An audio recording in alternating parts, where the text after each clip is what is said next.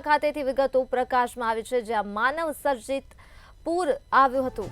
વડોદરા ખાતે થોડા દિવસ પહેલા જ પૂરની સ્થિતિ જોવા મળી હતી। લોકો ભારે પરેશાન થયા હતા। ત્યારે હાલ ખુલાસો થઈ રહ્યો છે, નદી પર દબાણના કારણે આ પૂર આવ્યાનો આક્ષેપ લગાવવામાં આવ્યો છે।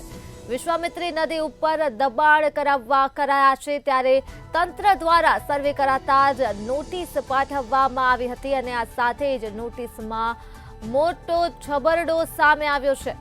નદી પરના દબાણકર્તાના નામથી મહાનગરપાલિકા અજાણ જોવા અહીં મળી રહી છે। માનવ સર્જિત આ પૂર હતું વડોદરા ખાતે, જેનો ભોગ નિર્દોષ પ્રજા બની હતી। નોટિસમાં માત્ર કબજેદાર લખી નોટિસ પાઠવવામાં આવી છે। દબાણ ભાજપના નેતા દ્વારા કરાયું હોવાની પણ અહીં ચર્ચા થઈ રહી છે। તંત્ર દ્વારા સર્વે કરાતા જ નોટિસ પાઠવવામાં આવી હતી। વડોદરાથી આ તમામ વિગતો સામે આવી છે, જ્યાં થોડા દિવસ પહેલા જ વડોદરાની હાલત દયનીય બની હતી। લોકો ભારે પરેશાન થયા હતા પૂરના કારણે અને આ પૂર માનવ સર્જિત હતું, કેમ કે નદી ઉપર દબાણ કરવાના કારણે આ પૂર આવ્યાના આક્ષેપ લગાવવામાં આવી રહ્યા છે।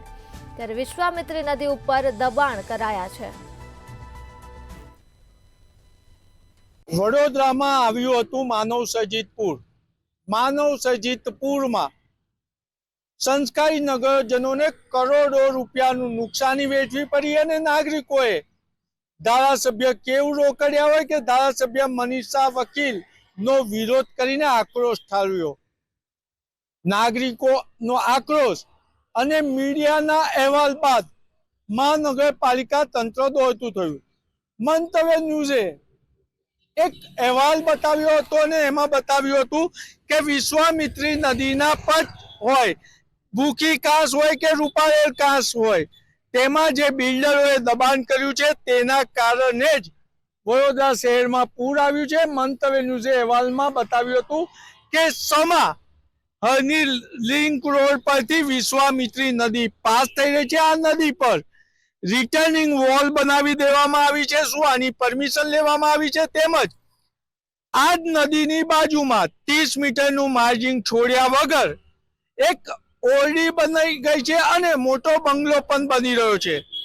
મંતવ્ય ન્યૂઝના અહેવાલ બાદ મહાનગરપાલિકાનું તંત્ર જાગ્યું અને વડોદરા શહેરના તમામ વિસ્તારનો સર્વે કરાવ્યો અને સર્વેમાં આ દબાણ જે આપ સ્ક્રીન પર જોઈ રહ્યા છો એ ગેરકાયદેસર છે તેવું વડોદરા મહાનગરપાલિકાએ નોટિસ બજાવી। પરંતુ આ નોટિસમાં મોટો ખુલાસો થઈ રહ્યો છે કે આપ સ્ક્રીન પર પાછળ જોઈ રહ્યા છો એ બિલ્ડિંગ કોનું છે એ હજુ પણ ટાઉન પ્લાનિંગ વિભાગને ખબર નથી। ટાઉન પ્લાનિંગ વિભાગે નદીના પર દબાણ કર્યું છે, માર્જિનની જગ્યા નથી છોડ્યું તેવું નોટિસ પાઠવી, પરંતુ મકાન કોનું, સર્વે નંબર કોનું અને કેટલું દબાણ એ નોટિસમાં નથી જણાવ્યું। એટલે શહેરમાં ચર્ચા એ છે કે વડોદરા મહાનગરપાલિકાનું તંત્ર માત્ર મુખ્યમંત્રીને ખુશ કરી અને ગ્રાન્ટ પચાવવાનો આ કારસો રચી રહી છે અને ભારતીય જનતા પાર્ટીના કેટલાક એવા નેતાઓ છે કે જેમની આ જ વિસ્તારમાં 40% જમીન કપાત નથી થઈ અને આવા મુદ્દા ના ઉઠે એટલે ભારતીય જનતા પાર્ટીના ધારાસભ્ય, કોર્પોરેટર ને પૂર્વ કોર્પોરેટરને બચાવવા માત્ર આ નોટિસ પાઠવી હોય તેવું શહેરમાં ચર્ચા છે। કેમેરામેન કેતન સિંધે સાથે નિલેશ બ્રહ્મભટ્ટ, મંતવ્ય ન્યૂઝ, વડોદરા।